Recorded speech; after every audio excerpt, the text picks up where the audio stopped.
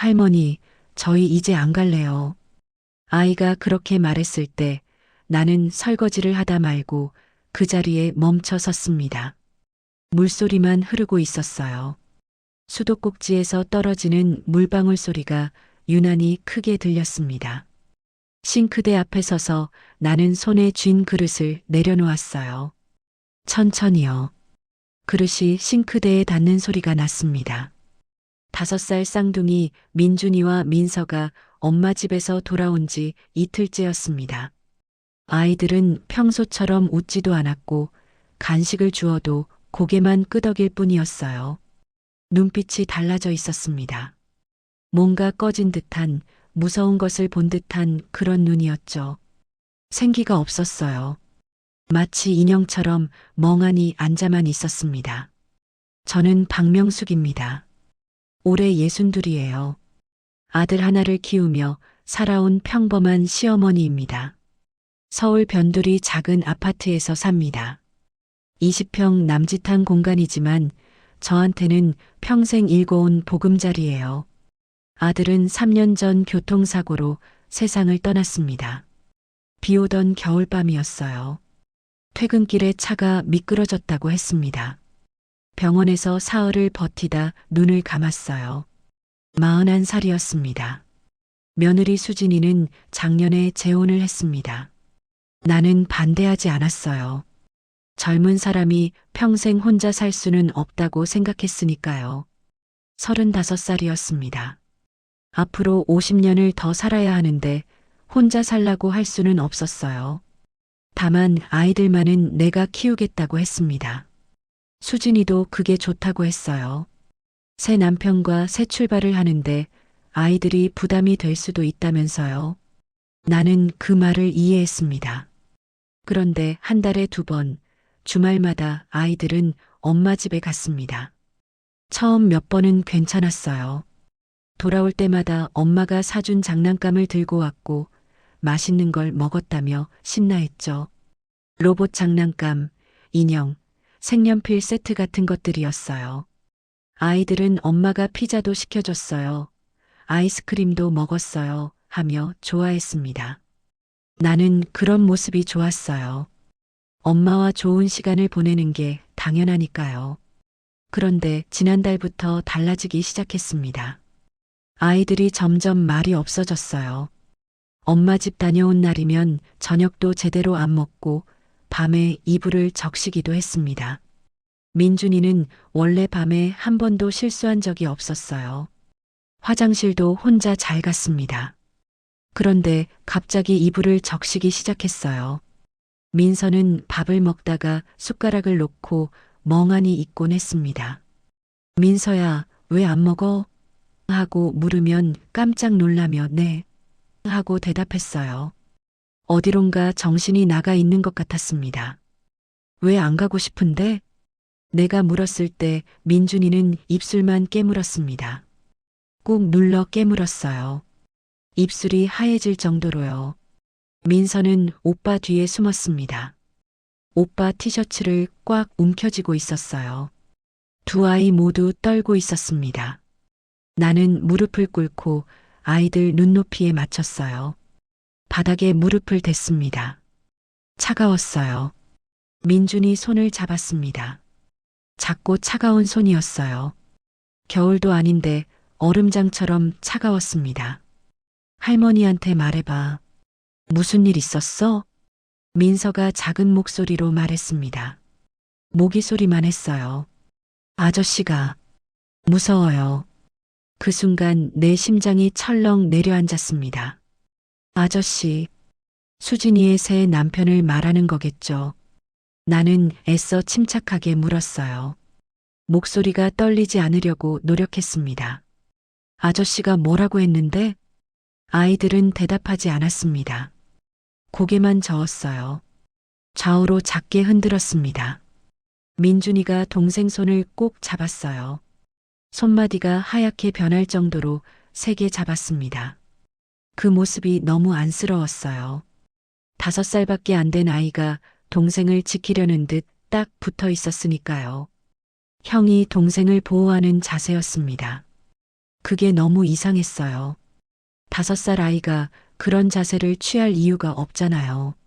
나는 그날 밤 잠을 이루지 못했습니다. 천장만 보며 누워 있었어요.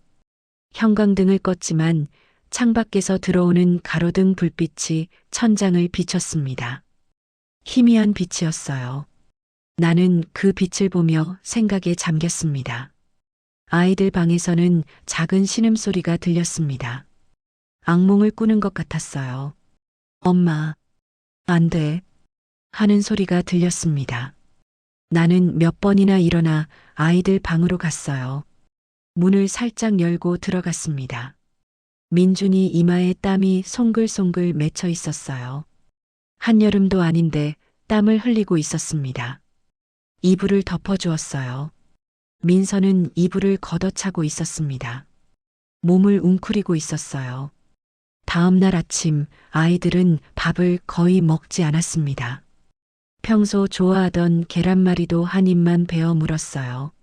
노란 계란말이를 포크로 찔러 입에 넣었다가 그냥 씹지도 않고 있었습니다. 민서는 숟가락을 들다 말다 했어요. 밥그릇을 보다가 창밖을 보다가 다시 밥그릇을 봤습니다. 나는 물을 따르다가 손이 떨렸어요. 컵이 식탁에 부딪히는 소리가 났습니다. 쨍그랑 하는 소리가 아침 식탁에 울렸어요. 할머니, 엄마한테 말하지 마세요. 민준이가 갑자기 그렇게 말했습니다. 눈에 눈물이 가득했어요. 맺혀 있다가 곧 떨어질 것 같았습니다. 나는 숨이 막혔습니다. 목구멍이 조여왔어요. 왜? 엄마가 울어요. 우리 때문에. 그 말을 듣는 순간 나는 확신했습니다. 뭔가 잘못되고 있다는 것을요. 아이들이 엄마를 보호하려 하고 있었어요. 5살 아이가 어른을 걱정하는 게 정상은 아니었습니다. 아이들은 보호받아야 할 존재인데 오히려 어른을 보호하려 하고 있었어요. 순서가 뒤바뀐 거였습니다. 나는 수진이에게 전화했습니다. 3번을 걸었지만 받지 않았어요. 신호만 계속 갔습니다. 따르릉, 따르릉 소리만 반복됐어요. 문자를 보냈습니다. 아이들 상태가 안 좋으니 통화 좀 하자고요. 1시간 뒤 답장이 왔습니다. 죄송해요. 어머님, 지금 외출 중이라 나중에 전화드릴게요. 짧고 건조한 문장이었어요. 이모티콘도 없었습니다. 평소 수진이는 문자 끝에 항상 웃는 이모티콘을 넣었어요. 그런데 이번엔 없었습니다. 그날 오후 민서가 그림을 그렸습니다. 크레파스로 온통 검은색만 칠한 그림이었어요. 종이가 보이지 않을 정도로 시커멓게 칠했습니다. 구석에 작은 사람 2명이 웅크리고 있었어요.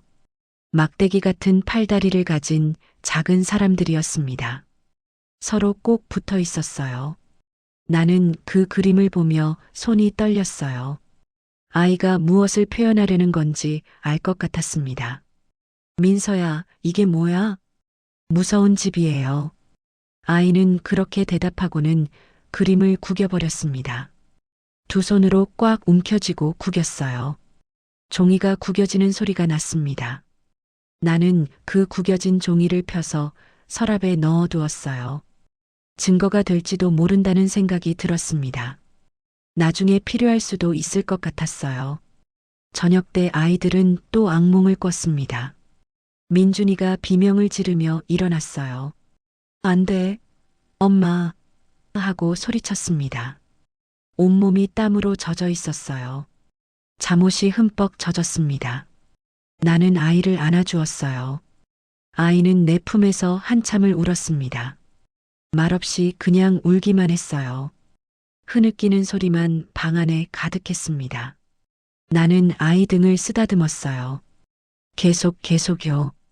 나는 그날 밤 결심했습니다. 내일 당장 수진이 집에 가기로요.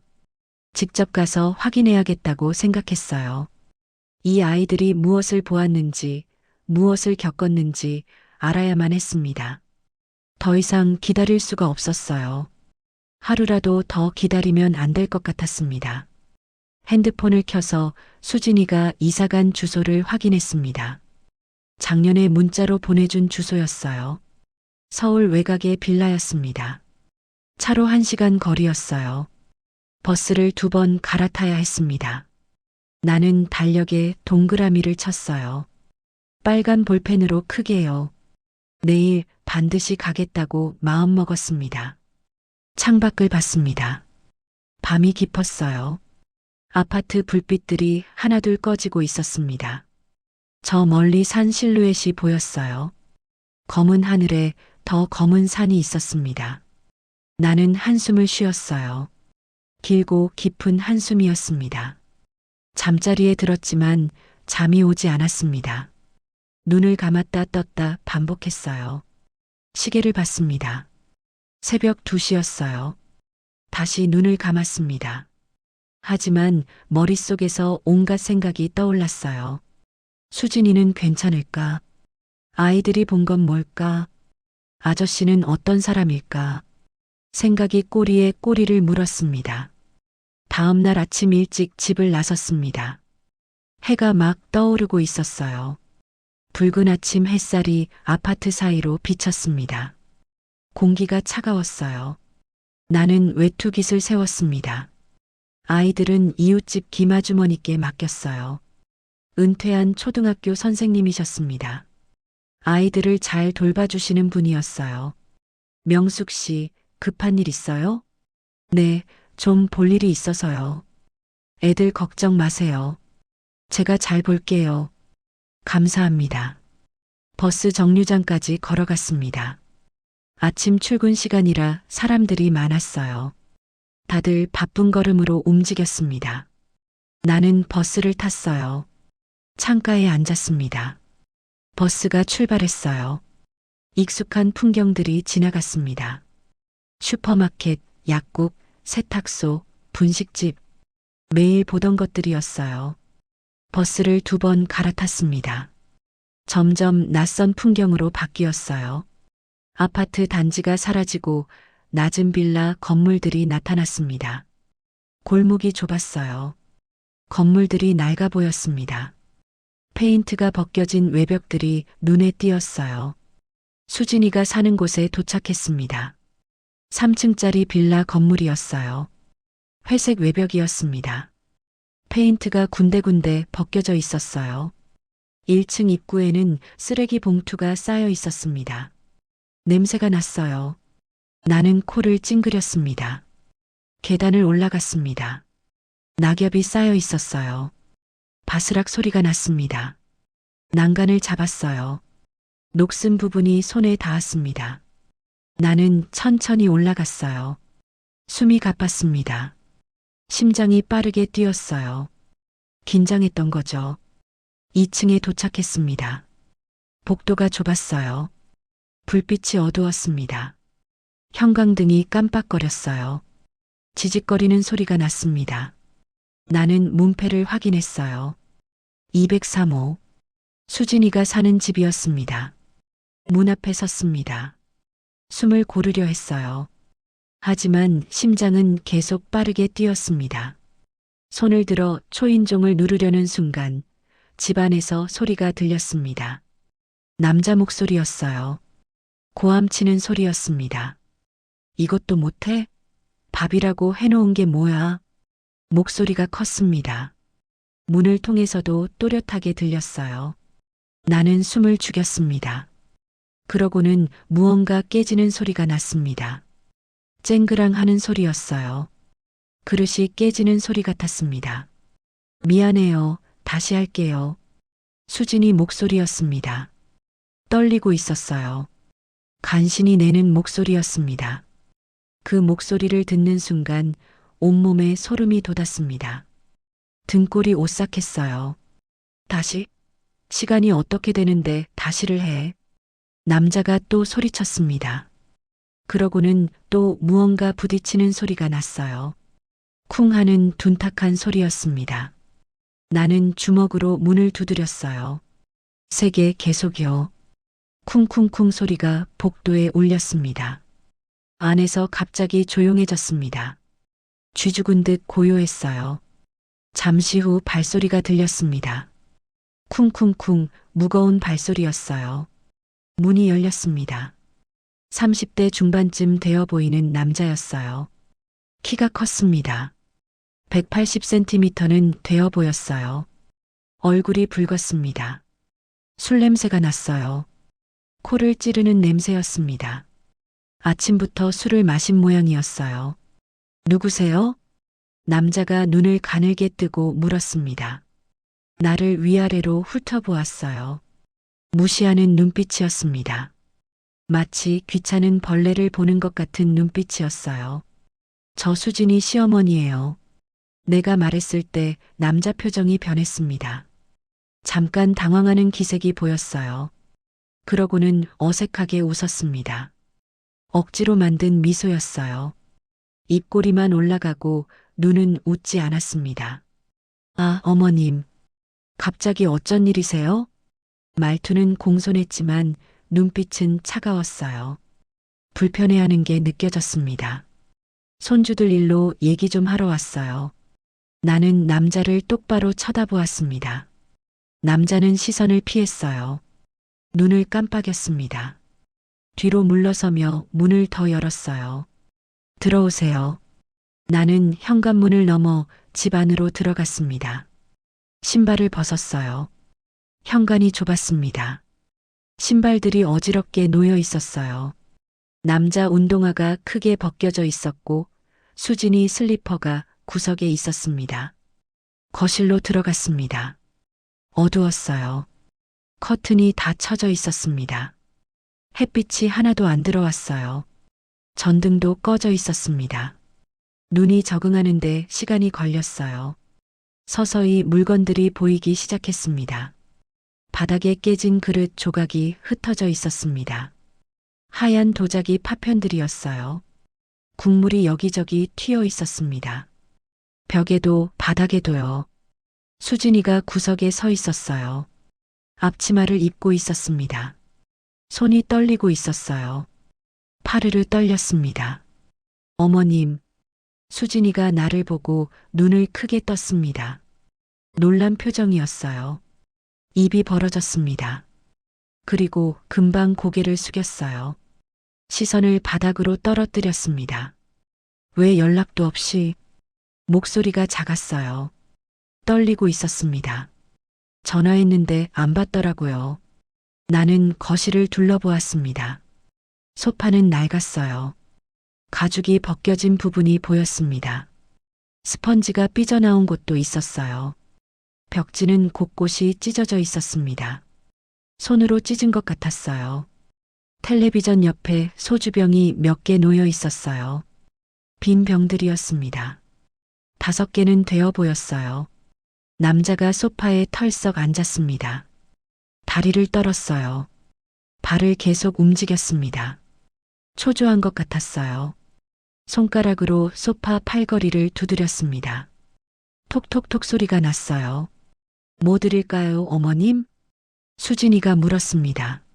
목소리가 더 작아졌어요. 힘이 없었습니다. 기운이 빠진 목소리였어요.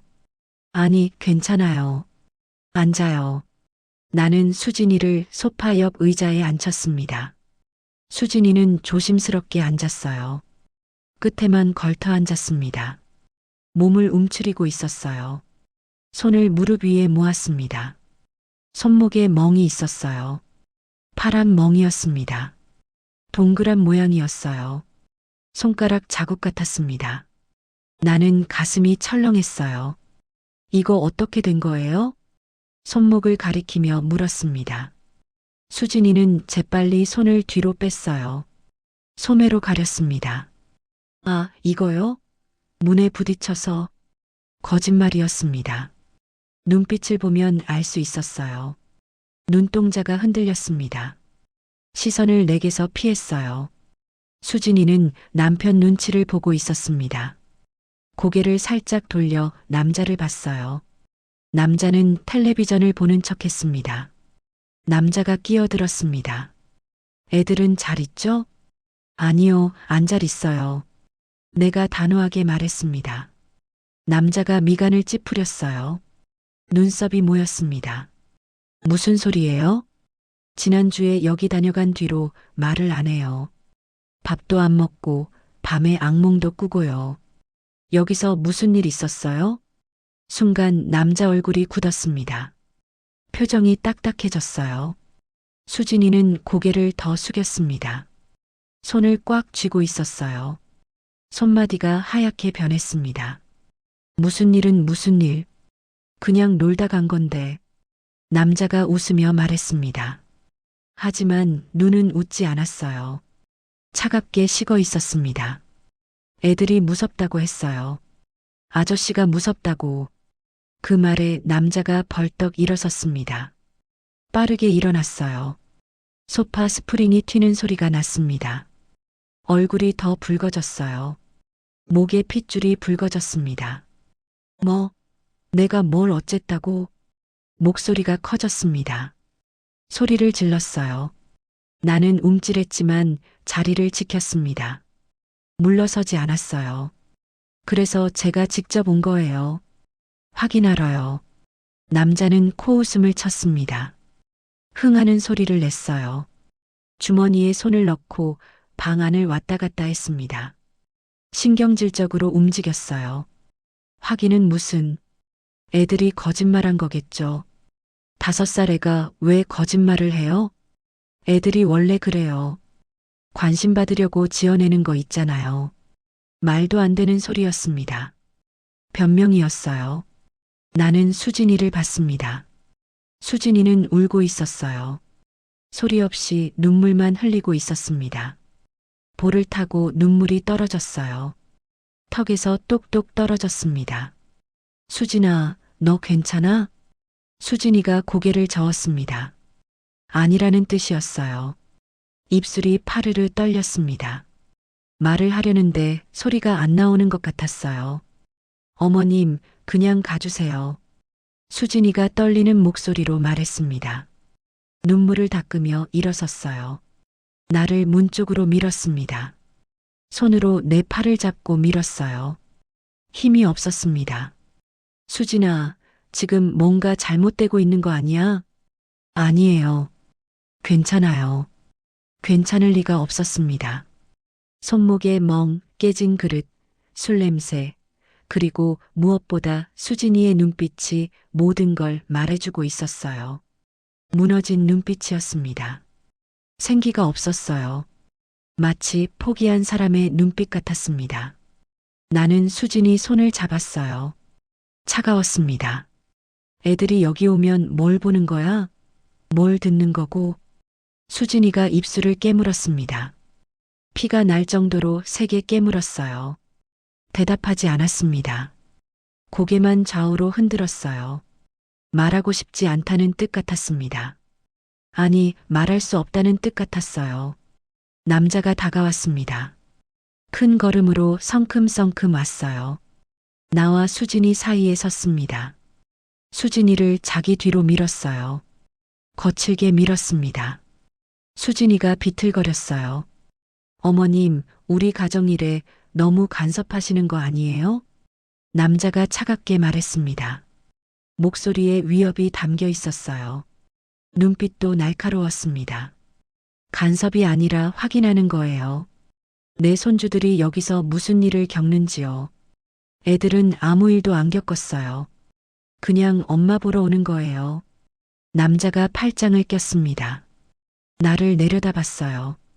키가 컸습니다. 위압적이었어요. 나를 누르려는 자세였습니다. 나는 한 발짝 뒤로 물러섰습니다. 본능적으로 물러났어요. 심장이 빠르게 뛰었습니다. 이 남자가 위험하다는 걸 느꼈어요. 몸이 먼저 반응했습니다. 다음 주말엔 애들 안 보낼 거예요. 내가 말했습니다. 목소리가 떨렸어요. 하지만 단호하게 말하려 애썼습니다. 남자가 비웃었어요. 하하고 웃음을 터뜨렸습니다. 조롱하는 웃음이었어요. 그건 엄마가 결정할 일 아니에요? 수진이를 쳐다봤습니다. 수진이는 아무 말도 하지 못했어요. 그저 바닥만 보고 있었습니다. 고개를 푹 숙이고 있었어요. 수진아, 너 의견은? 저도 당분간은. 목소리가 작았습니다. 모기 소리만 했어요. 뭐? 남자가 수진이를 돌아봤습니다. 날카로운 눈빛이었어요. 칼 같은 눈빛이었습니다. 수진이가 움찔했어요. 몸을 움츠렸습니다. 아니에요. 애들 보고 싶은데. 목소리가 점점 작아졌습니다.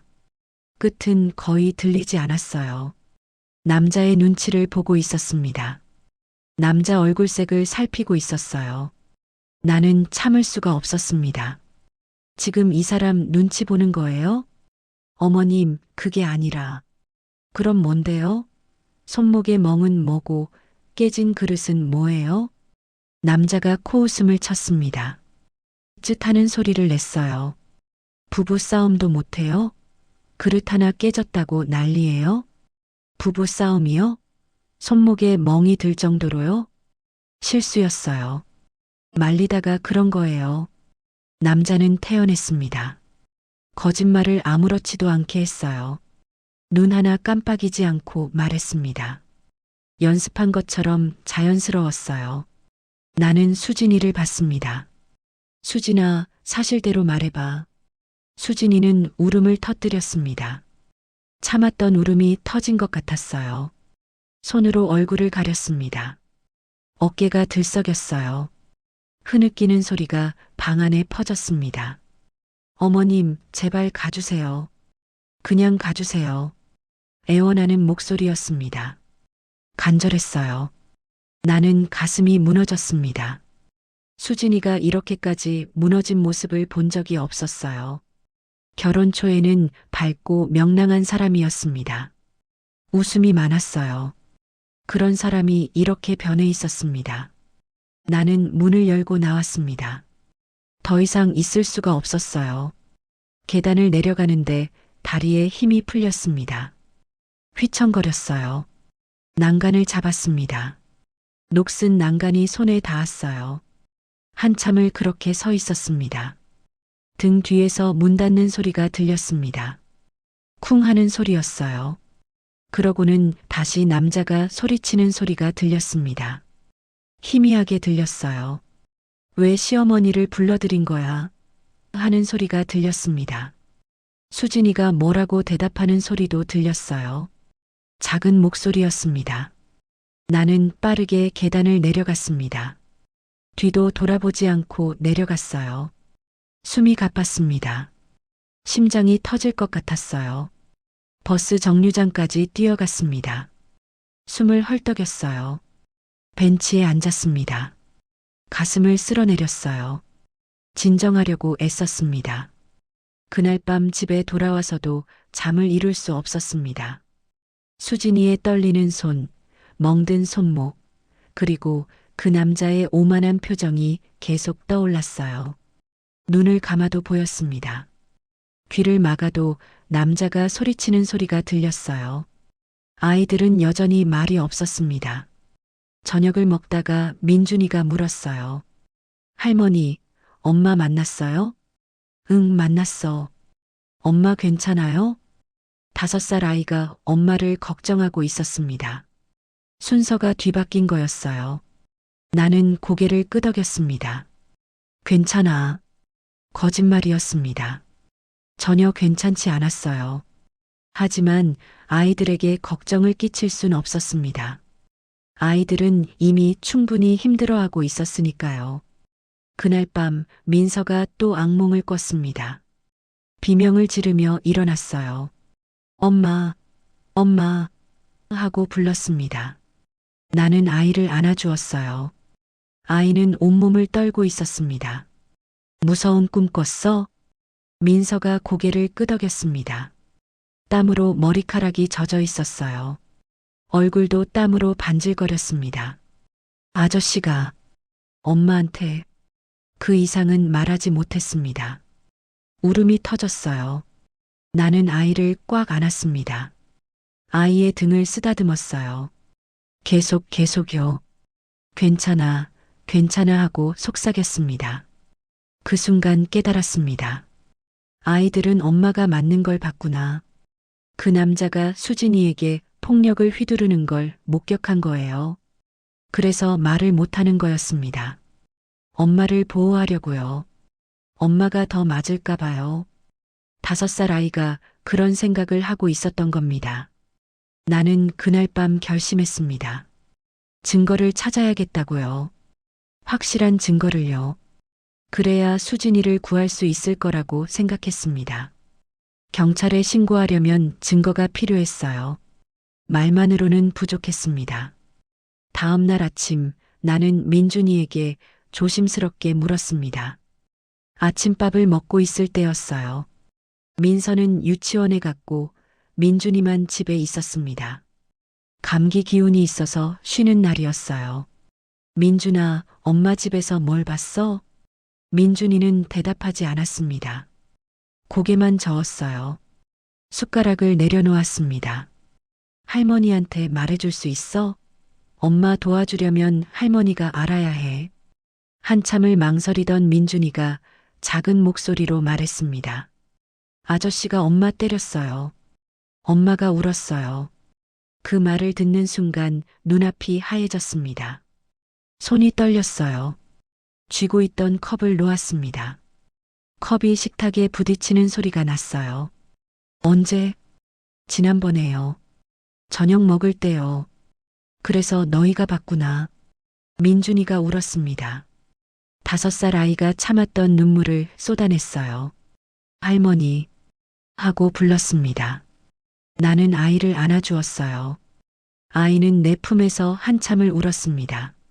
나는 그날 경찰서에 전화했습니다. 상담을 받았어요. 친절한 목소리의 여자 경찰관이었습니다. 가정폭력 신고하려고 하는데요. 네, 말씀하세요. 며느리가 남편한테 맞고 있는 것 같아요. 증거가 있으신가요? 아이들이 봤어요. 손주들이요. 아이들 진술만으로는 부족할 수 있습니다. 녹음이나 사진 아니면 병원 진단서가 있으면 좋습니다. 진단서요? 네. 폭행 흔적을 병원에서 확인받으시면 됩니다. 알겠습니다. 전화를 끊고 나는 수진이에게 문자를 보냈습니다. 병원 가서 진단서 때 나중에 필요할 거야. 하지만 답장은 오지 않았어요. 1시간이 지나도 2시간이 지나도 답이 없었습니다. 일주일이 지났습니다. 수진이에게서 연락이 없었어요. 전화도 받지 않았습니다. 문자도 읽지 않았어요. 읽음 표시가 뜨지 않았습니다. 나는 불안했어요. 밤에 잠을 못 잤습니다. 뒤척이기만 했어요. 아이들 상태도 나아지지 않았습니다. 오히려 더 나빠졌어요. 민준이는 말을 거의 하지 않았습니다. 질문에도 고개만 끄덕이거나 저었어요. 민서는 밥을 안 먹었어요. 한 숟가락 떠서 입에 넣고는 씹지도 않고 있었습니다. 그러던 어느 날 오후 택배가 왔습니다. 초인종이 울렸어요. 나는 문을 열었습니다. 택배 기사님이 작은 상자를 건넸어요. 박명숙님 맞으시죠? 네. 여기 사인 부탁드려요. 사인을 하고 상자를 받았습니다. 가벼웠어요. 보낸 사람을 확인했습니다. 수진이었어요. 심장이 쿵 떨어졌습니다. 문을 닫고 거실로 갔습니다. 소파에 앉았어요. 상자를 무릎 위에 올려놓았습니다. 손이 떨렸어요. 테이프를 뜯었습니다. 손톱으로 긁어서 뜯었어요. 상자를 열었습니다. 안에는 USB 하나가 들어 있었어요. 작은 검은색 USB였습니다. 그리고 쪽지가 있었어요. 접혀 있었습니다. 펼쳤어요. 수진이 필체였습니다. 삐뚤삐뚤한 글씨였어요. 급하게 쓴 것 같았습니다. 어머님, 이거 제발 잘 보관해 주세요. 저 언제 어떻게 될지 모르겠어요. 애들한테는 보여주지 마세요. 부탁드려요. 손이 더 떨렸습니다. 종이를 잡은 손이 파르르 떨렸어요. 나는 급히 컴퓨터를 켰습니다. 오래된 컴퓨터라 켜지는데 시간이 걸렸어요. 기다리는 동안 가슴이 두근거렸습니다. 컴퓨터가 켜졌습니다. USB를 꽂았어요. 파일이 하나 있었습니다. 동영상 파일이었어요. 증거, MP4라는 이름이었습니다. 나는 재생 버튼을 눌렀어요. 마우스를 쥔 손이 떨렸습니다. 화면에 수진이네 집 거실이 나왔습니다. 핸드폰으로 몰래 찍은 것 같았어요. 각도가 낮았습니다. 화면이 기울어져 있었어요. 아마 선반 위에 세워둔 것 같았습니다. 시간이 화면 구석에 표시되어 있었어요. 밤 9시였습니다. 잠시 후 화면 속에서 문 열리는 소리가 들렸습니다. 남자가 들어왔어요. 비틀거렸습니다. 벽에 부딪혔어요. 술에 취한 것 같았습니다. 수진이가 부축했어요. 여보, 조심해요. 닥쳐. 남자가 소리쳤습니다. 갑자기 큰 소리였어요. 나는 깜짝 놀랐습니다. 남자가 수진이를 밀쳤어요. 수진이가 소파에 넘어졌습니다. 쿵 소리가 났어요. 남자가 다가가 수진이 머리채를 잡았습니다. 잡아당겼어요. 수진이가 비명을 질렀습니다. 밥은 어디 있어? 지금 할게요. 지금? 내가 언제 들어온다고 했어? 남자가 수진이를 바닥에 넘어뜨렸습니다. 발로 찼어요. 수진이가 비명을 질렀습니다. 아, 하는 소리가 컴퓨터 스피커에서 나왔어요. 나는 화면을 볼 수가 없었습니다. 손으로 입을 막았어요. 눈물이 흘렀습니다. 하지만 끌 수가 없었어요. 봐야만 했습니다. 영상은 계속됐습니다. 남자는 집안의 물건들을 집어던졌어요. 리모컨을 던졌습니다. 벽에 부딪혀 깨졌어요. 의자를 발로 찼습니다. 의자가 넘어졌어요. 쿵 소리가 났습니다. 수진이는 구석에 웅크리고 있었어요. 두 손으로 머리를 감싸고 있었습니다. 당신이 뭘 잘했다고 재혼했어? 나한테 팔려온 거나 마찬가지잖아. 남자가 소리쳤습니다. 목소리가 컸어요. 그리고 수진이에게 다가가 또 때렸습니다. 주먹으로 얼굴을 쳤어요. 수진이 얼굴이 옆으로 돌아갔습니다. 뺨을 맞은 거였어요. 화면 한쪽에서 작은 움직임이 보였습니다. 방문이 살짝 열려 있었어요. 틈 사이로 뭔가 보였습니다. 민준이와 민서였어요. 두 아이가 문틈으로 보고 있었습니다. 민서가 오빠 손을 꽉 잡고 있었어요. 두 아이 모두 눈이 크게 떠져 있었습니다. 공포에 질린 눈이었어요. 입을 벌리고 있었습니다. 남자가 아이들을 발견했습니다. 뭘 봐. 들어가. 소리를 질렀어요. 아이들이 재빨리 방으로 들어갔습니다. 문 닫는 소리가 들렸어요. 쾅 소리가 났습니다. 영상은 거기서 끝났습니다. 화면이 검게 변했어요. 나는 의자에 주저앉았습니다. 온몸이 떨렸어요. 가슴이 아팠습니다. 숨쉬기가 힘들었어요. 수진이가 이런 일을 겪고 있었구나. 아이들이 이걸 보고 있었구나. 그래서 말을 못한 거구나. 머릿속이 하얘졌습니다. 한참을 그렇게 앉아 있었어요. 시간이 얼마나 지났는지 모르겠습니다. 정신을 차렸을 때 밖이 어두워져 있었어요. 나는 USB를 뽑아 서랍 깊숙이 넣었습니다. 자물쇠가 있는 서랍이었어요. 열쇠로 잠갔습니다. 그리고 경찰서에 전화했어요. 손이 떨려서 번호를 잘못 눌렀습니다. 다시 눌렀어요. 여보세요, 종로 경찰서입니다. 저기요. 목소리가 떨렸습니다. 네, 말씀하세요. 가정폭력 신고하려고요. 어떤 상황이신가요? 며느리가 남편한테 맞고 있어요. 영상 증거가 있어요. 영상 증거가 있으시면 신고 가능합니다. 직접 오셔서 진술하시면 됩니다. 지금 당장 가도 돼요? 네, 가능합니다. 나는 외투를 입었습니다. 핸드백에 USB를 넣었어요. 아이들을 또 이웃집에 맡겼습니다. 명숙 씨, 어디 가세요? 급한 일이 생겨서요. 애들 걱정 마세요. 감사합니다. 택시를 탔습니다. 경찰서 주소를 말했어요. 택시가 달렸습니다. 창밖 풍경이 빠르게 지나갔어요. 경찰서에 도착했습니다. 큰 건물이었어요. 불이 환하게 켜져 있었습니다. 민원실로 갔어요. 경찰관이 앉아 있었습니다. 신고하러 왔습니다. 어떤 사건인가요? 가정폭력이요. 경찰관이 서류를 꺼냈습니다. 앉으세요 하고 말했어요. 나는 의자에 앉았습니다. 담당 형사가 왔습니다. 40대 남자였어요. 인상이 온화했습니다. 저 형사 이민호라고 합니다. 말씀하세요. 나는 상황을 설명했습니다. 수진이와 아이들 이야기를요. 그리고 USB를 꺼냈어요. 이게 증거예요. 형사가 USB를 받았습니다. 컴퓨터에 꽂았어요. 영상을 재생했습니다. 형사의 얼굴이 굳어갔습니다.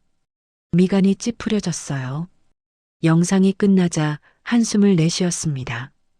이건 심각한 폭력입니다. 그렇죠? 네. 바로 조치하겠습니다.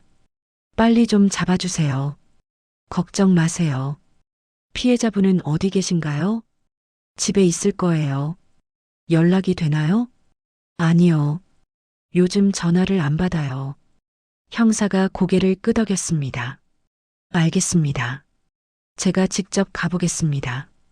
그때 내 핸드폰이 울렸습니다. 수진이었어요. 나는 급히 받았습니다. 수진아, 어머님. 수진이 목소리가 떨리고 있었습니다. 울고 있는 것 같았어요. 숨소리가 거칠었습니다. 왜? 무슨 일이야? 저 병원에 있어요. 뭐? 심장이 철렁 내려앉았습니다. 어머님, 와주실 수 있어요? 지금 간다. 병원 이름을 물었습니다. 메모했어요. 형사에게 말했습니다. 지금 병원에 있대요. 같이 가시죠. 우리는 급히 경찰차를 탔습니다. 사이렌을 켰어요. 빠르게 달렸습니다. 병원에 도착했습니다. 응급실이었어요. 수진이는 침대에 누워 있었습니다. 얼굴이 온통 멍투성이었어요. 입술이 찢어져 있었고 눈두덩이 부어 있었습니다. 한쪽 눈은 거의 감겨 있었어요. 팔에는 깁스가 되어 있었습니다. 수진아. 나는 수진이 손을 잡았습니다. 멍이 들지 않은 손을 잡았어요. 수진이가 눈물을 흘렸습니다. 어머님, 죄송해요. 왜 사과를 해? 넌 잘못한 게 없어. 애들한테 이런 모습 보여줘서. 수진이는 울음을 참지 못했습니다. 온몸을 떨며 울었어요. 나도 같이 울었습니다. 형사도 옆에서 지켜보고 있었어요. 의사가 왔습니다. 젊은 여의사였어요. 보호자분이신가요? 네, 시어머니예요. 환자분 상태가 좋지 않습니다. 갈비뼈 2개에 금이 갔고요. 팔은 골절입니다. 얼굴 타박상도 심합니다. 진단서 써주실 수 있나요? 네, 당연히 써드리겠습니다. 형사가 나섰습니다. 저 경찰입니다. 누가 이렇게 한 건가요? 남편이요. 수진이가 작은 목소리로 말했어요. 지금 어디 있습니까? 집에 있을 거예요. 주소 알려주시겠어요? 수진이가 주소를 말했습니다. 형사가 메모했어요. 지금 바로 체포하러 가겠습니다. 형사가 전화를 걸었습니다. 동료들에게 연락하는 것 같았어요. 나는 수진이 손을 계속 잡고 있었습니다. 따뜻하게 감싸주었어요. 이제 괜찮아. 다 끝날 거야. 수진이가 고개를 끄덕였습니다. 눈물이 계속 흘렀어요. 하지만 이번엔 안도의 눈물 같았습니다. 나는 병원에서 바로 경찰서로 갔습니다. USB와 진단서를 제출했어요. 담당 형사가 영상을 봤습니다. 얼굴이 굳어지더니 한숨을 내쉬었어요. 이 정도면 상해죄, 폭행죄로 고소 가능합니다. 아니, 반드시 처벌해야 합니다. 이건 심각한 가정폭력입니다. 형사는 책상을 탁 쳤습니다. 분노가 섞인 목소리였어요. 아이들도 목격했다고요? 네. 두 아이 모두 봤어요. 그래서 말을 못하고 있었던 겁니다. 아동학대 관련 조항도 적용될 수 있겠네요. 직접적인 폭력은 아니지만 아이들에게 정서적 학대를 가한 거니까요. 형사는 서류를 작성했습니다. 빠르게 펜을 움직였어요. 지금 바로 체포영장 신청하겠습니다. 피해자분은 아직 병원에 계시죠? 네, 입원했어요. 좋습니다. 피해자 보호도 동시에 진행하겠습니다. 혹시 가해자가 보복할 가능성도 있으니까요. 나는 고개를 끄덕였습니다. 마음이 조금 놓였어요. 이제 제대로 된 조치가 이뤄지는구나 싶었습니다. 어머님, 수고 많으셨습니다. 용기 내주셔서 감사합니다. 형사가 악수를 청했습니다. 나는 그의 손을 꽉 잡았어요. 빨리 잡아주세요. 저 사람 정말 위험해요. 걱정 마세요. 오늘 안으로 체포하겠습니다. 경찰서를 나왔습니다. 해가 저물고 있었어요. 하늘이 붉게 물들어 있었습니다. 나는 한참을 서 있었어요. 다리에 힘이 풀렸습니다. 벤치에 앉았어요. 핸드폰이 울렸습니다. 수진이었어요. 어머님, 어떻게 됐어요? 신고했어. 오늘 안으로 잡으러 간대. 정말요? 수진이 목소리에 떨림이 있었습니다. 안도와 두려움이 섞인 목소리였어요. 괜찮아. 이제 끝날 거야. 어머님, 감사해요. 수진이가 울었습니다. 전화기 너머로 흐느끼는 소리가 들렸어요. 나도 눈물이 났습니다. 저녁 6시쯤 형사에게서 전화가 왔습니다. 체포했습니다.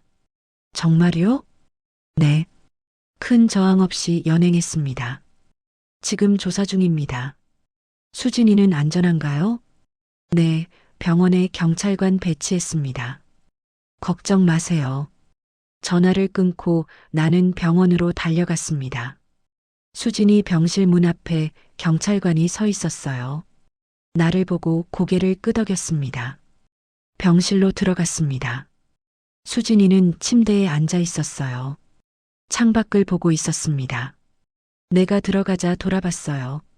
어머님, 잡혔어? 지금 경찰서에 있대. 수진이는 눈을 감았습니다. 눈물이 볼을 타고 흘렀어요. 말없이 한참을 울었습니다. 나는 옆에 앉아 수진이 등을 쓰다듬어 줬어요. 이제 괜찮아. 다 끝났어. 진짜 끝난 건가요? 응, 진짜 끝났어. 수진이가 내 손을 잡았습니다. 떨리고 있었어요. 나는 두 손으로 수진이 손을 감싸 쥐었습니다. 다음 날 아침 검찰에서 연락이 왔습니다. 조사받으러 오라고 했어요. 나는 수진이와 함께 검찰청으로 갔습니다. 수진이는 휠체어를 타고 있었어요. 아직 걷기 힘들었습니다. 검사실에 들어갔습니다. 젊은 여자 검사였어요. 서류를 보고 있다가 우리를 봤습니다. 피해자분이시죠? 앉으세요. 검사는 친절했습니다. 수진이에게 물을 건넸어요. 진술 받겠습니다. 힘드시겠지만 자세히 말씀해 주세요. 수진이가 떨리는 목소리로 말하기 시작했습니다. 처음 만났을 때부터 결혼 후의 변화, 그리고 폭력이 시작된 시점까지요. 1시간 넘게 진술이 이어졌어요. 아이들 앞에서도 폭력을 행사했나요? 네. 아이들이 다 봤어요. 몇 번이나요? 정확히는 모르겠어요. 적어도 5-6번은 된 것 같아요. 검사가 고개를 끄덕이며 기록했습니다. 피고인이 술을 마셨을 때 더 심했나요? 네. 술 마시면 통제가 안 됐어요. 뭐든지 집어던지고 저한테. 수진이는 더 이상 말하지 못했습니다. 울음이 터졌어요. 검사가 휴지를 건넸습니다. 천천히 하세요. 괜찮습니다. 잠시 후 수진이가 진정하고 다시 말했습니다. 밥이 맛없다고, 집이 더럽다고, 돈을 제대로 못 번다고. 핑계는 매번 달랐어요. 하지만 결국엔 때렸어요. 경제적인 학대도 있었나요? 네. 제 통장을 다 빼앗았어요. 생활비도 제대로 안 줬고요. 제가 일하려고 하면 못 나가게 막았어요. 검사의 표정이 굳었습니다. 펜을 놓고 수진이를 봤어요. 많이 힘드셨겠어요. 네. 이제 법이 보호해 드릴 겁니다. 제대로 처벌하겠습니다. 진술을 마치고 나왔습니다. 수진이는 지쳐 보였어요. 나는 수진이를 병원으로 데려다 줬습니다. 일주일 후 구속영장이 발부됐습니다. 남자는 정식으로 기소됐어요. 상해죄, 폭행죄, 아동복지법 위반, 그리고 감금죄까지 적용됐습니다. 수진이가 집 밖으로 나가지 못하게 막은 것도 범죄로 인정된 거였어요. 재판날이 다가왔습니다. 나는 수진이와 함께 법원에 갔어요. 방청석에 사람들이 많았습니다. 기자들도 몇 명 보였어요. 이 사건이 언론에도 보도됐던 모양이었습니다. 피고인석에 남자가 앉았습니다. 수갑을 차고 있었어요. 얼굴이 수척했습니다. 한 달 사이에 많이 야윈 것 같았어요. 재판장이 입장했습니다. 모두 일어섰어요. 제32호 사건, 상해 및 폭행 사건 공판을 시작하겠습니다. 검사가 일어나 기소 내용을 낭독했습니다. 죄목이 하나씩 읽힐 때마다 방청객들이 술렁였어요. 피고인은 피해자에게 지속적으로 폭력을 행사했으며 이로 인해 피해자는 갈비뼈 골절, 팔 골절, 그리고 전신 타박상을 입었습니다. 또한 피고인의 폭력을 피해자의 자녀들이 목격함으로써 심각한 정서적 트라우마를 받았습니다. 검사가 증거를 제시했습니다. USB 영상이 법정에 틀어졌어요. 스크린에 수진이가 맞는 장면이 나왔습니다. 방청석에서 누군가 신음소리를 냈어요. 어떤 사람은 고개를 돌렸습니다.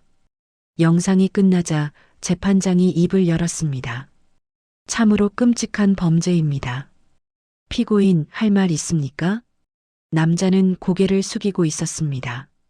한참 후에 작은 목소리로 말했어요. 죄송합니다. 그게 다입니까? 제가 미쳤었습니다. 술을 마시면 제가 아니었어요. 술이 면죄부가 될 수는 없습니다. 재판장의 목소리가 차갑게 식었습니다. 증인 신문이 시작됐습니다. 의사가 나와 증언했어요. 피해자의 부상은 일회성이 아닙니다. 오래된 흉터와 골절 흔적이 여럿 발견됐습니다. 최소 6개월 이상 지속적인 폭력을 받은 것으로 추정됩니다. 아동 상담사도 증언했습니다. 아이들은 외상 후 스트레스 장애 증상을 보이고 있습니다. 악몽, 불안, 퇴행 현상이 나타났습니다. 특히 남성 어른에 대한 공포가 심합니다. 그리고 내가 증인석에 섰습니다. 선서를 하고 앉았어요. 증인은 피해자와 어떤 관계입니까? 시어머니입니다. 언제부터 피해 사실을 알게 됐습니까? 2달 전쯤입니다. 손주들이 이상해서 알게 됐어요. 자세히 말씀해 주시겠습니까? 나는 천천히 말했습니다. 아이들이 말을 잃었던 것, 악몽을 꿨던 것, 그리고 내가 직접 집에 찾아갔을 때 본 것들을요. 말하는 내내 남자를 쳐다봤습니다. 남자는 고개를 들지 못했어요. 증인, 피해자 며느리분은 왜 진작 신고하지 않았다고 생각하십니까? 무서웠을 거예요. 그리고 아마 창피했을 겁니다. 재혼한 지 얼마 안 돼서 이런 일이 생겼으니까요. 그렇군요. 증언 감사합니다. 나는 증인석에서 내려왔습니다. 다리가 후들거렸어요. 변호인 측 변론이 시작됐습니다. 국선 변호사였어요. 피고인은 깊이 반성하고 있습니다. 알코올 의존증이 있었고 치료를 받을 것을 약속합니다. 재판장이 물었습니다. 피해자 측과 합의는 했습니까? 아니요. 합의 시도는 했습니까? 했으나 피해자 측이 거부했습니다. 재판장이 수진이를 받습니다. 피해자, 합의 의사가 없습니까? 수진이가 일어났습니다. 목소리는 떨렸지만 단호했어요. 없습니다. 절대 용서할 수 없습니다. 방청석에서 박수 소리가 났습니다. 재판장이 망치를 두드렸어요. 조용히 하십시오. 최후 진술 시간이 왔습니다. 남자가 일어났어요. 죄송합니다. 정말 죄송합니다. 제가 짐승만도 못한 짓을 했습니다. 남자는 울었습니다. 하지만 수진이는 꿈쩍하지 않았어요. 표정 하나 변하지 않았습니다. 재판장이 판결문을 읽기 시작했습니다. 피고인의 범행은 매우 중대하고 악질적입니다. 배우자라는 가장 가까운 관계에서 지속적으로 폭력을 행사했고 이로 인해 피해자는 심각한 신체적, 정신적 피해를 입었습니다. 특히 어린 자녀들이 이를 목격하게 함으로써 아이들에게까지 씻을 수 없는 상처를 남겼습니다. 재판장은 잠시 멈췄다가 계속했습니다. 피고인은 반성한다고 하나 진정한 반성이라고 보기 어렵습니다. 합의도 이루어지지 않았고 피해자의 용서도 구하지 못했습니다. 따라서 본 재판부는 피고인에게 징역 3년을 선고합니다. 방청석이 술렁였습니다. 누군가 잘했다고 외쳤어요. 그리고 피해자 접근 금지 5년, 아동 관련 기관 취업 제한 10년을 명합니다. 또한 가정폭력 치료 프로그램 이수를 명합니다. 망치가 내려쳤습니다. 재판이 끝났어요. 남자는 경찰에게 끌려나갔습니다. 지나가면서 수진이를 봤어요. 입을 열려다 말았습니다. 수진이는 외면했어요. 법정을 나왔습니다. 복도에 기자들이 몰려들었어요. 피해자분, 한 말씀 해주시겠습니까? 수진이가 멈춰섰습니다. 카메라들이 그녀를 향했어요. 저와 같은 피해자분들께 말씀드리고 싶어요. 참지 마세요. 신고하세요. 당신 잘못이 아닙니다. 목소리가 떨렸지만 또렷했습니다. 기자들이 받아 적었어요. 우리는 법원 계단을 내려왔습니다. 햇빛이 눈부셨어요. 수진이가 하늘을 올려다봤습니다. 바람이 불었어요. 수진이 머리카락이 날렸습니다. 어머님, 응? 이제 정말 끝난 거죠? 그래, 끝났어. 수진이가 울음을 터뜨렸습니다. 소리내어 울었어요. 나도 같이 울었습니다. 지나가는 사람들이 우리를 봤지만 아무도 신경 쓰지 않았어요. 그냥 한참을 서서 울었습니다. 택시를 타고 집으로 갔습니다. 아이들이 기다리고 있었어요. 수진이를 보자 달려왔습니다. 엄마. 수진이가 아이들을 안았습니다. 세 사람이 얼싸안고 울었어요. 이제 괜찮아. 다 끝났어. 민준이가 물었습니다. 아저씨는요? 다시는 못 와. 너희한테도 엄마한테도. 민서가 웃었습니다. 진짜요? 진짜야. 아이들이 환호했습니다. 집안에 웃음이 퍼졌어요. 오랜만에 듣는 웃음소리였습니다. 그날 저녁, 우리는 함께 저녁을 먹었습니다. 수진이가 만든 음식이었어요. 아이들이 잘 먹었습니다. 오랜만에 제대로 된 식사였어요. 할머니, 이제 행복해도 되는 거죠? 민준이가 물었습니다. 나는 고개를 끄덕였어요. 그럼, 이제 행복해야지. 아이들이 웃었습니다. 수진이도 웃었어요. 나도 웃었습니다. 우리는 오랫동안 웃고 또 웃었어요. 한 달이 지났습니다. 수진이는 우리 집에서 지냈어요. 몸의 상처는 다 나았지만 마음의 상처는 여전했습니다. 가끔 밤에 자다가 깨서 울곤 했어요. 괜찮아? 내가 물으면 수진이는 고개를 끄덕였습니다.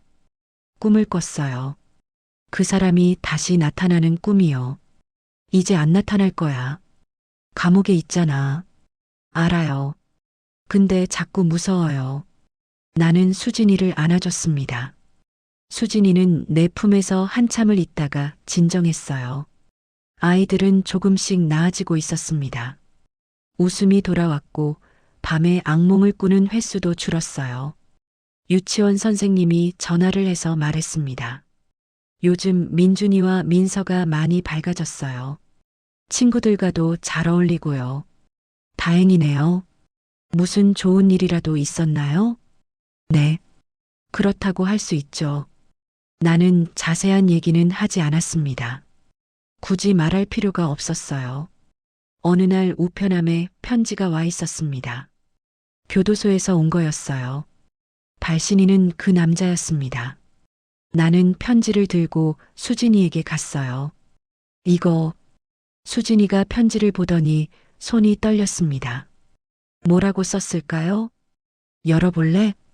수진이는 한참을 망설이다가 고개를 끄덕였습니다. 나는 편지를 뜯었어요. 편지지 한 장이 들어 있었습니다. 수진아, 미안하다. 내가 정말 잘못했다. 용서해달라. 나는 지금 매일 후회하고 있다. 내가 얼마나 힘들었을지 이제야 알 것 같다. 부디 용서해줬으면 좋겠다. 짧은 편지였습니다. 수진이는 편지를 읽고 찢어버렸어요. 용서 같은 건 없어요. 목소리가 차가웠습니다. 나는 아무 말도 하지 않았어요. 그냥 옆에 앉아 있었습니다. 며칠 후 또 편지가 왔습니다. 이번엔 더 길었어요. 자기가 얼마나 반성하고 있는지, 치료 프로그램을 받고 있다는 것, 그리고 출소하면 새 사람이 되겠다는 내용이었습니다. 수진이는 이번에도 읽지 않고 찢었어요. 읽고 싶지도 않아요. 그래, 안 읽어도 돼. 편지는 계속 왔습니다. 일주일에 한 번씩이요. 수진이는 하나도 읽지 않았어요. 그냥 쓰레기통에 버렸습니다. 한 달 후 교도소에서 전화가 왔습니다. 면회 신청을 했다는 거였어요. 거절하세요. 수진이가 단호하게 말했습니다. 알겠습니다. 거절 의사를 전달하겠습니다. 하지만 면회 신청은 계속됐습니다. 거절해도 또 신청했어요. 집요했습니다. 왜 자꾸 이러는 거예요? 수진이가 짜증을 냈습니다. 스트레스를 받고 있었어요. 무시해. 어차피 내가 안 가면 그만이잖아. 근데 자꾸 연락이 오니까 신경 쓰여요. 수진이는 불안해했습니다. 밤에 잠을 못 이루는 날이 많아졌어요. 어느 날 아침 수진이가 말했습니다. 어머님, 한 번만 가볼까요? 면회를? 네.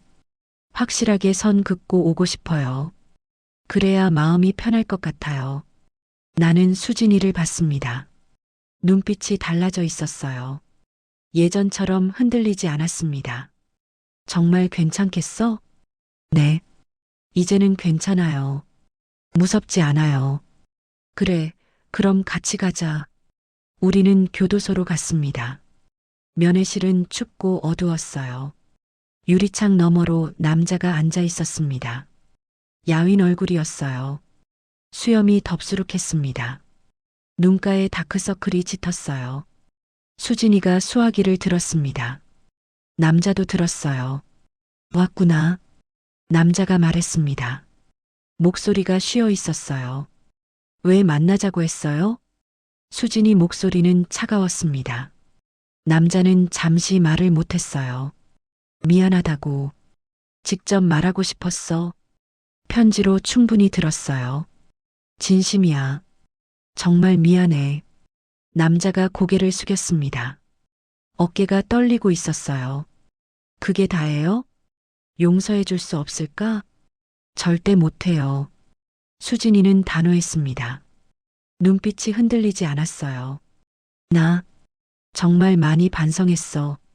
치료도 받고 있고. 그래서요? 그게 제가 당한 고통을 지워줘요? 남자는 대답하지 못했습니다. 당신 때문에 제가 얼마나 힘들었는지 알아요? 매일 맞고 욕먹고 갇혀 살았어요. 밥 한 끼 제대로 못 먹은 날이 더 많았어요. 수진이 목소리가 커졌습니다. 감정이 북받쳐 올랐어요.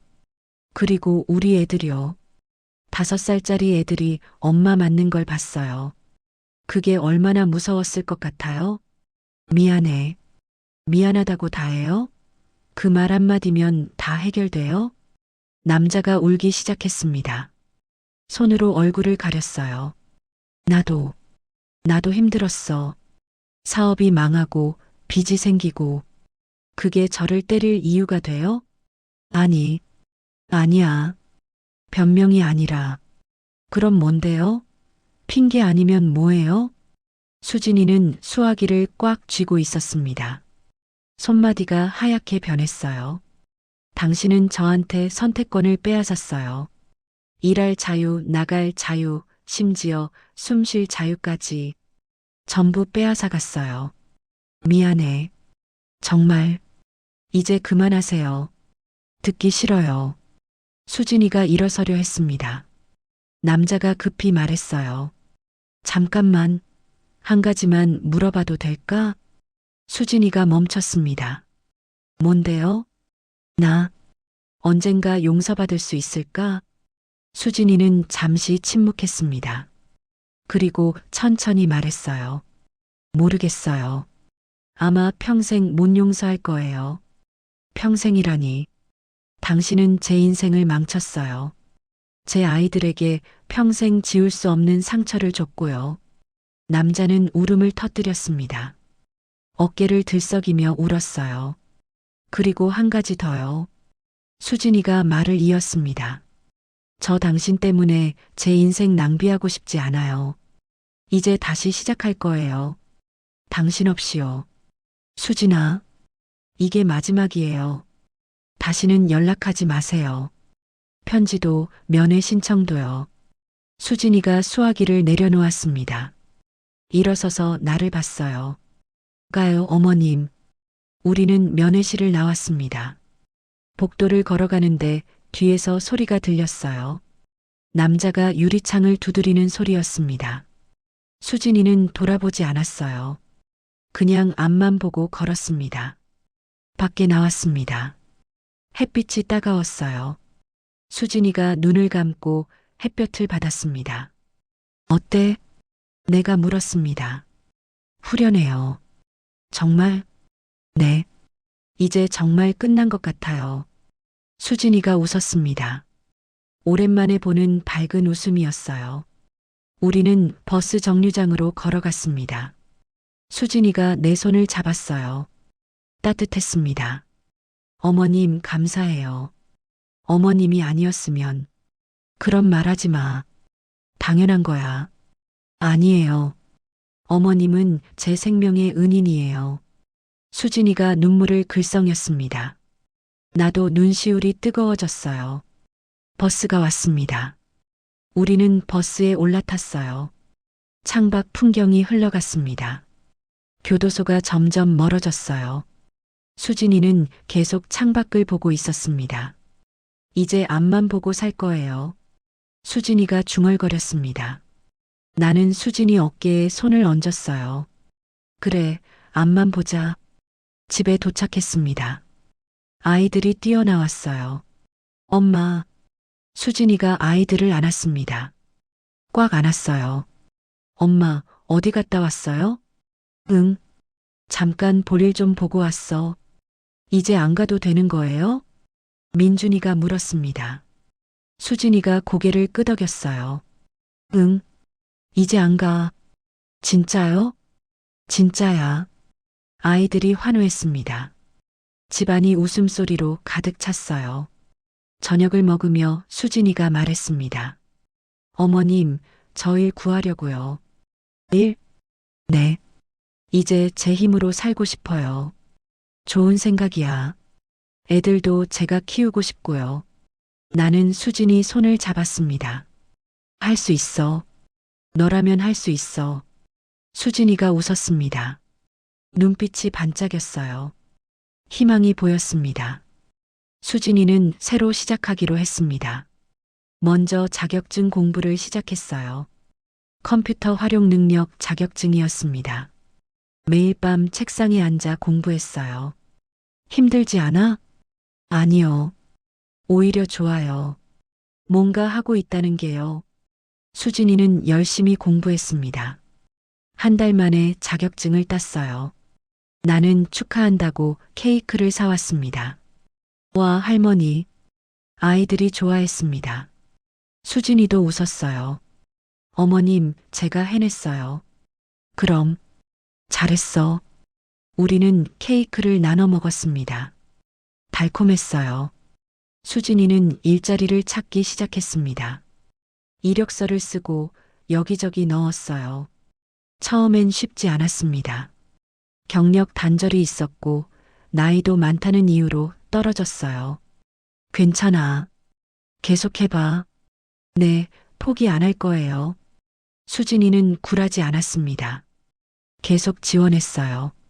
그러던 어느 날 전화가 왔습니다. 여보세요? 수진 씨죠? 면접 보러 오실 수 있으세요?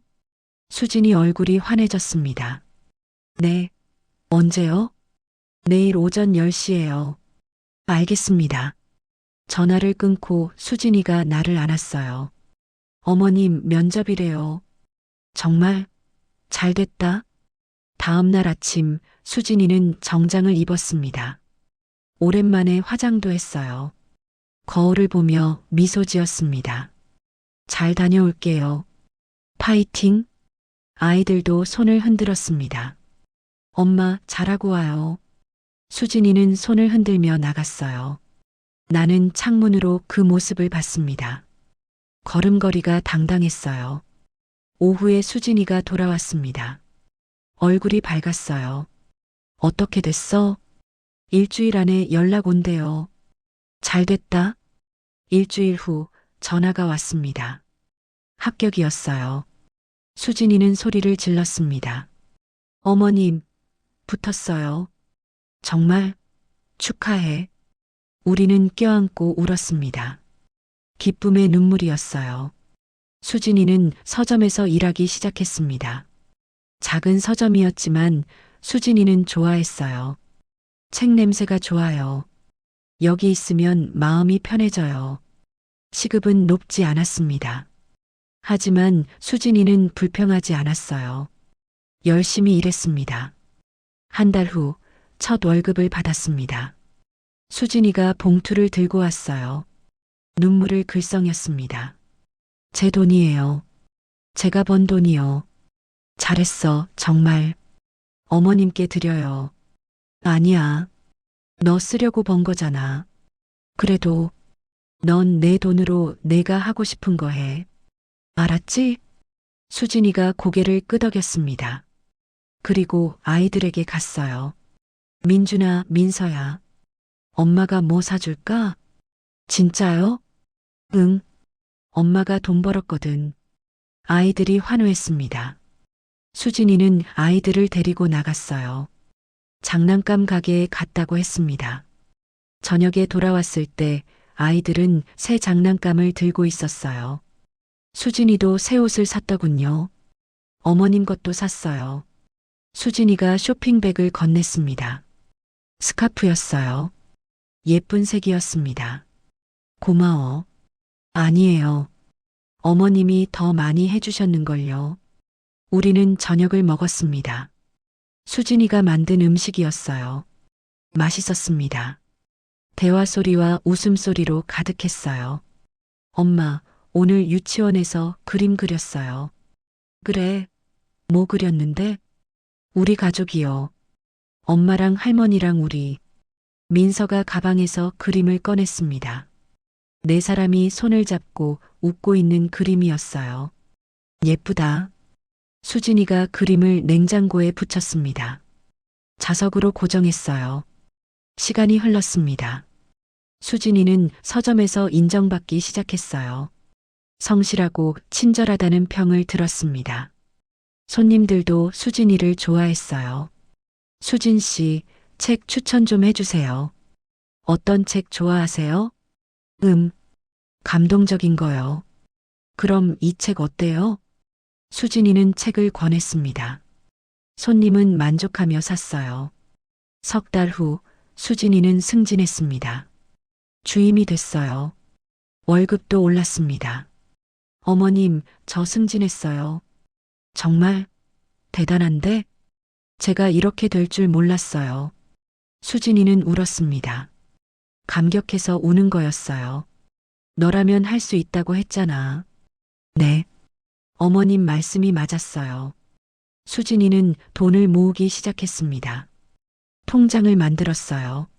매달 조금씩 저축했습니다. 뭐 하려고? 독립하려고요. 독립? 네.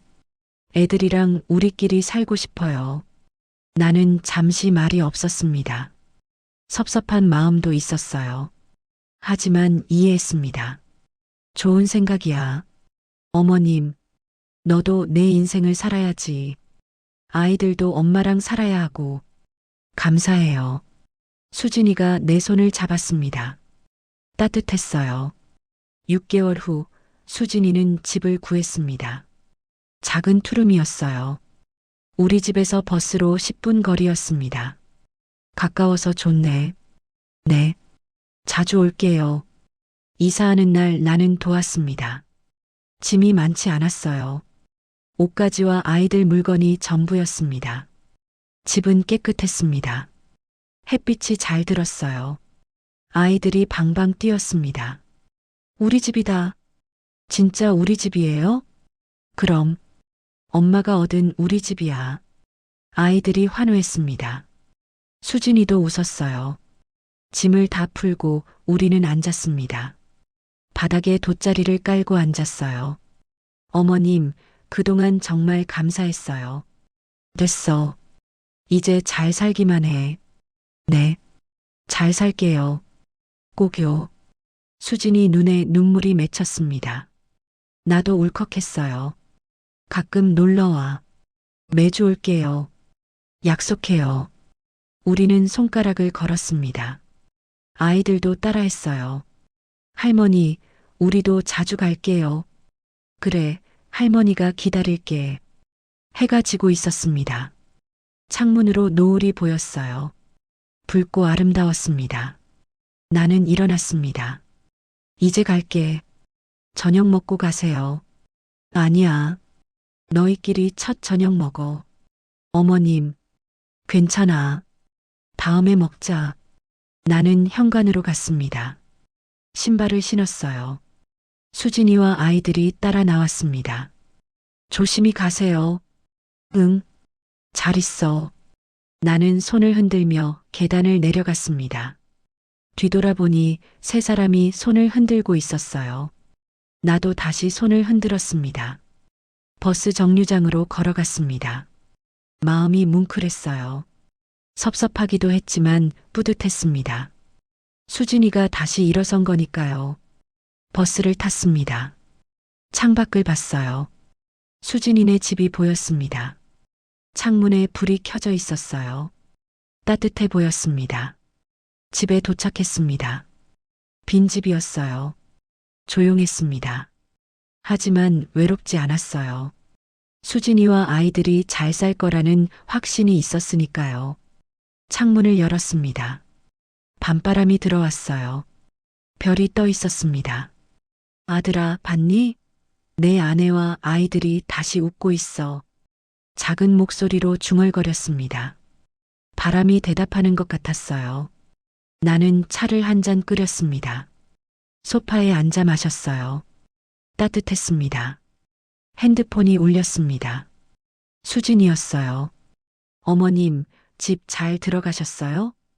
응. 너희는? 저녁 먹었어요. 애들이 좋아해요. 다행이다. 어머님 사랑해요. 나도. 전화를 끊었습니다. 미소가 지어졌어요. 그날 밤 나는 평온하게 잤습니다. 오랜만에 꿈도 안 꿨어요.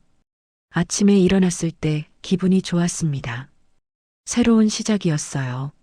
수진이에게도, 아이들에게도, 그리고 나에게도요. 1년이 지났습니다. 수진이는 서점에서 계속 일했어요. 이제는 부점장이 됐습니다. 책 구매도 담당하고 행사도 기획했어요. 어머님, 다음 주에 북 콘서트예요. 오실래요? 그래, 갈게. 나는 약속대로 갔습니다. 서점은 사람들로 가득했어요. 수진이가 마이크를 잡고 진행했습니다. 자신감 있는 모습이었어요. 오늘 모셔온 작가님은 수진이는 능숙하게 행사를 이끌었습니다. 사람들이 박수를 쳤어요. 나는 뒤에 서서 그 모습을 봤습니다. 눈물이 났어요. 기쁜 눈물이었습니다. 행사가 끝나고 수진이가 왔습니다. 어머님, 어떠셨어요? 멋있더라. 정말요? 응, 정말 잘했어. 수진이가 부끄러워하며 웃었습니다. 아이들은 초등학교 2학년이 됐습니다. 키도 부쩍 컸어요. 민준이는 축구를 시작했고 민서는 피아노를 배웠습니다. 할머니, 제 연주 들어보실래요? 그럼 들어야지. 민서가 피아노 앞에 앉았습니다. 작은 손으로 건반을 눌렀어요. 서툴지만 예쁜 음악이 흘렀습니다. 잘한다. 할머니, 나중에 피아니스트 될 거예요. 그래, 될 수 있어. 민준이도 축구공을 들고 왔습니다. 할머니, 같이 차요. 할머니는 늙어서 못 차. 괜찮아요. 천천히 해요. 우리는 작은 공원에 갔습니다.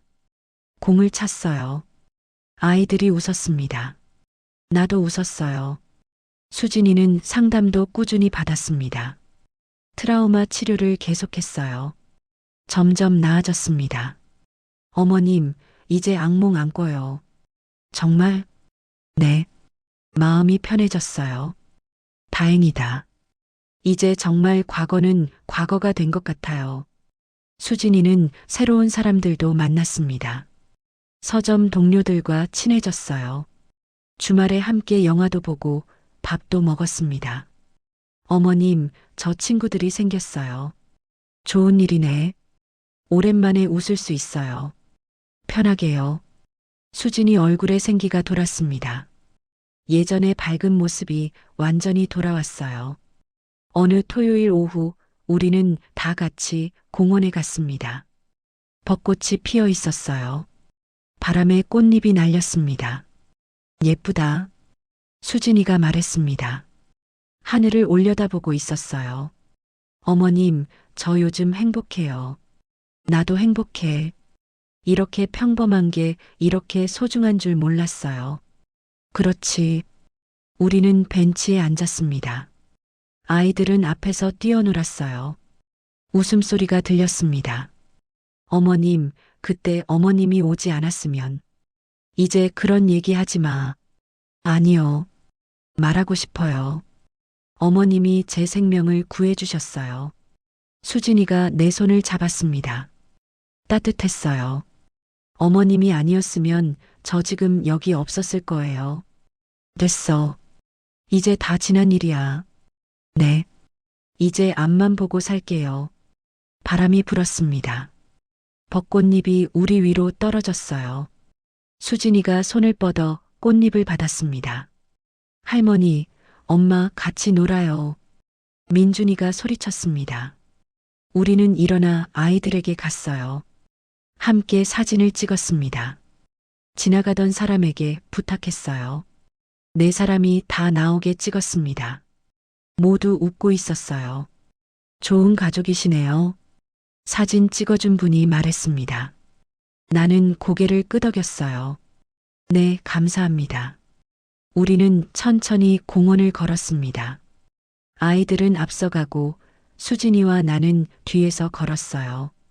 어머님, 저 이제 혼자서도 괜찮아요. 알아. 어머님도 이제 어머님 인생 사세요. 무슨 소리야?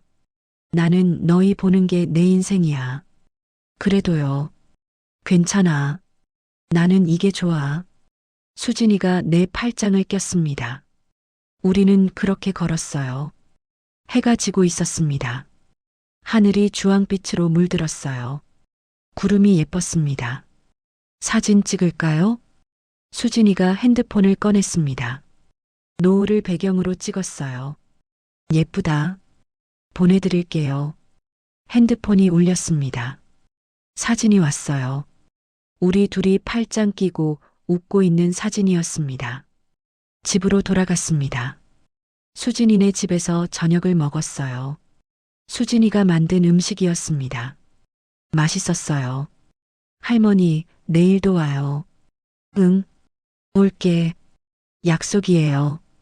약속? 우리는 약속의 손가락을 걸었습니다. 저녁을 먹고 나는 집으로 돌아왔습니다. 현관문을 열고 들어섰어요. 고요했습니다. 불을 켰습니다. 거실이 환해졌어요. 소파에 앉았습니다. 오늘 찍은 사진들을 봤습니다. 웃고 있는 우리들이 보였어요. 행복해 보였습니다. 생각했습니다. 지난 2년을 돌아봤어요. 힘들었지만 포기하지 않았습니다. 그래서 이겼어요. 배운 게 있었습니다. 사랑하는 사람을 위해서라면 용기를 낼 수 있다는 것. 그리고 그 용기가 세상을 바꿀 수 있다는 것이요. 창문을 열었습니다. 밤바람이 들어왔어요. 시원했습니다. 별이 떠 있었어요. 아들이 생각났습니다. 하늘에서 보고 있겠죠.